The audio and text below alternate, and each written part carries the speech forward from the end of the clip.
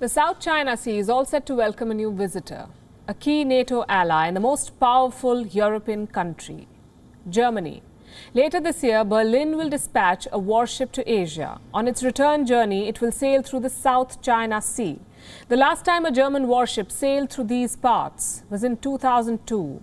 Almost 2 decades have passed. Germany has changed, so has China, though probably not for the better.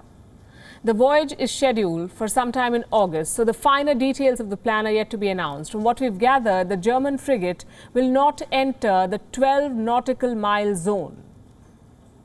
The 12 nautical mile zone, this is the hotly contested part of the South China Sea.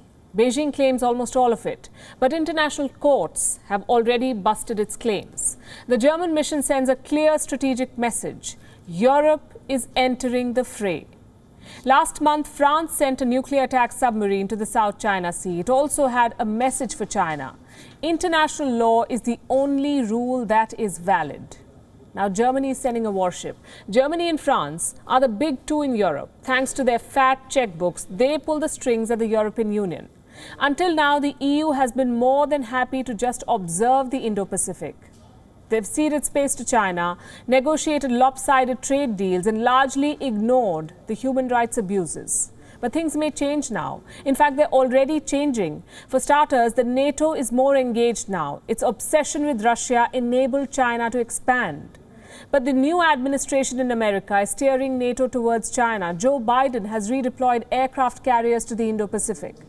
If there were any doubts about America's new policy direction, Secretary of State Antony Blinken dispelled them.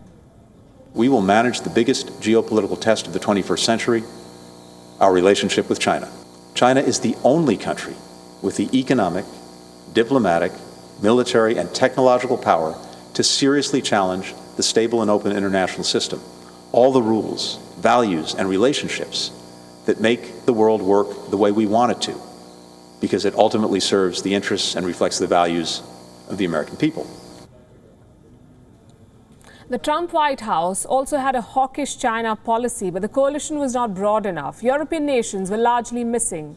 That changes with Germany's deployment. Some reports say even the United Kingdom is considering the same. HMS Queen Elizabeth II will begin its maiden voyage in May. It is expected to reach Eastern Asia later this year. The United States is all praises for Germany. The State Department talked about how the voyage would uphold international law and freedom of navigation. China, on the other hand, is livid. Beijing says freedom of navigation cannot be an excuse for undermining sovereignty. Look who's talking.